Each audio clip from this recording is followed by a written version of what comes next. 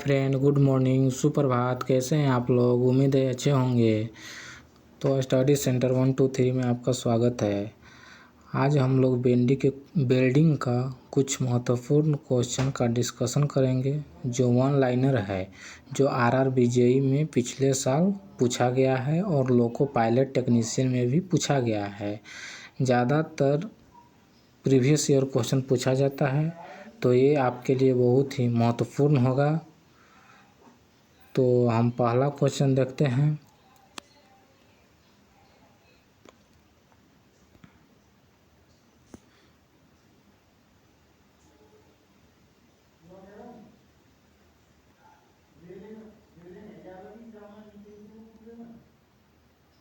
First question आपका है, प्रतिरोध बिल्डिंग यानी कि रेजिस्टेंस बिल्डिंग में इलेक्ट्रोड किस पदार्थ का बना रहता है। फर्स्ट क्वेश्चन बोल रहा है कि रेजिस्टेंस बिल्डिंग में इलेक्ट्रोड किस पदार्थ का बना रहता है, तो कॉपर का। दूसरा क्वेश्चन है, स्वयं के साथ वेल्ड की जा सकने वाली धातु।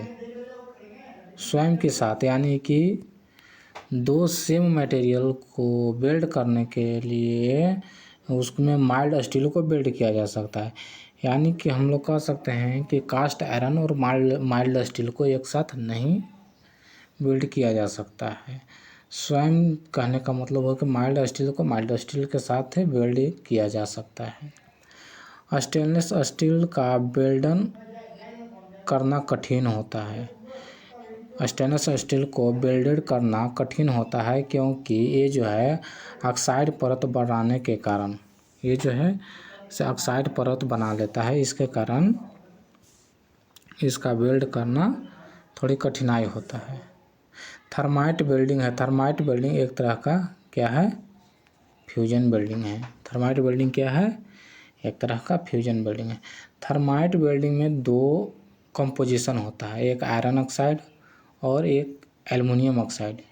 तो कभी कभी क्वेश्चन में पूछ देता है कि दोनों का अनुपात क्या होता है, रेशियो क्या होता है। तो आयरन ऑक्साइड का 3 पार्ट होता है और एल्युमिनियम का 1 पार्ट होता है। ठीक है। ग्रे कास्ट आयरन का वेल्डेड सामान्यतः किस विधि द्वारा किया जाता है। तो ग्रे कास्ट आयरन को हम लोग गैस वेल्डिंग करते हैं। ग्रे कास्ट आयरन में हम लोग गैस वेल्डिंग कहते हैं।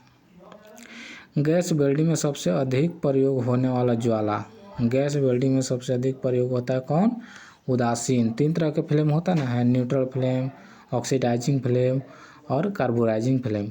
तो गैस वेल्डिंग में कौन सा यूज होता है, न्यूट्रल फ्लेम। उदासीन ज्वाला में ऑक्सीजन तथा एसिटिलीन का अनुपात, यानी कि न्यूट्रल फ्लेम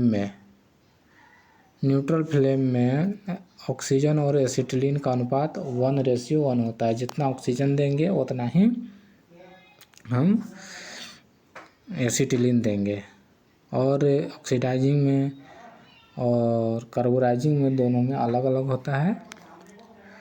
उदासीन ज्वाला किस धातु को वेल्डेड किया जाता है। उदासीन से यानी कि न्यूट्रल फ्लेम से हम लोग स्टील को वेल्ड करते हैं। कार्बोराइजिंग किस धातु के वेल्डेड के लिए, कार्बोराइजिंग जो है से एल्युमिनियम के लिए, निकेल के लिए, स्टेनलेस स्टील, मोनल धातु को ये वेल्ड किया जा सकता है, वेल्ड करते हैं हम लोग कार्बोराइजिंग फ्लेम से। गैस सिलेंडर में एसिटिलीन किस रूप में भरी जाती है, द्रव के रूप में। गैस सिलेंडर में एसिटिलीन लिक्विड के रूप में भरा जाता है।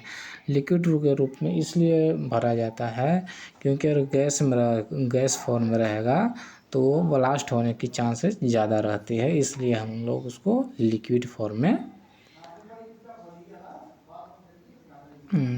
सिलेंडर में फिल करते हैं। दूसरा नेक्स्ट क्वेश्चन है, यदि इस्पात वेल्डन की जाने वाली चादर की मोटाई T है तब इलेक्ट्रोड टैप व्यास रूट अंडर T होगा। अगर कोई भी चादर की मोटाई T है तो उसकी टैप का व्यास जो है T होगा। TIG कहने का मतलब टंगस्टन इनर्ट गैस। TIG कहने का मतलब टंगस्टन इनर्ट गैस। इसमें प्रयुक्त गैस आर्गन होता है। प्रयुक्त गैस कौन सा होता है, आर्गन होता है।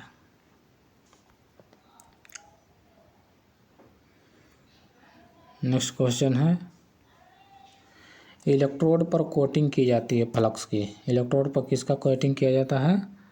फ्लक्स का किया जाता है। आर्क वेल्डन में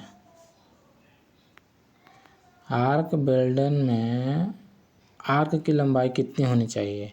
तो इलेक्ट्रोड छड़ के व्यास के बराबर होना चाहिए। आर्क वेल्डिंग में आर्क की लंबाई कितनी होनी चाहिए? तो इलेक्ट्रोड छड़ के व्यास के बराबर होना चाहिए। कितनी मोटाई तक के प्लेट के वेल्डेड के लिए एज प्रिपरेशन की आवश्यकता नहीं होती है? 4 mm तक के प्लेट को वेल्डिंग करने के लिए उसमें एज प्रिपरेशन की ज़रूरत नहीं पड़ता है। प्री हीटिंग आवश्यकता होता है। ढलवा लोहा हार्ड होता है तो उसको वेल्डिंग करने के लिए पहले गर्म किया जाता है, उसी को प्री हीटिंग बोल रहा है कि कौन सा लोहा ऐसा है किसको वेल्डिंग करने के लिए प्री हीटिंग करना पड़ता है, तो ढलवा लोहा को। आर्क वेल्डिंग में आँखों को सुरक्षित रखने की आवश्यकता होती है, तो इंफ्रारेड और अल्ट्रावायलेट रेज दोनों से। आर्क वेल्डिंग में आँखों को सुरक्षित रखने की आवश्यकता होती है इंफ्रारेड और अल्ट्रावायलेट रेज दोनों से। जब वेल्डिंग हम लोग करते हैं तो दोनों गैस निकलते हैं, तो दोनों किरणें निकलते हैं, तो उसको हमको सुरक्षित रखना पड़ेगा। कार्बोराइजिंग फ्लेम में ऑक्सीजन और एसिटिलीन आ ही गया।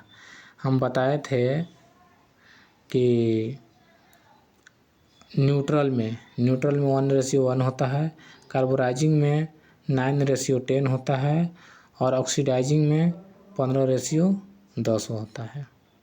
तो इस तरह से वेल्डिंग का कुछ हम लोग प्रीवियस ईयर का क्वेश्चन देखे जिसमें लोको पायलट का और टेक्नीशियन तक का था।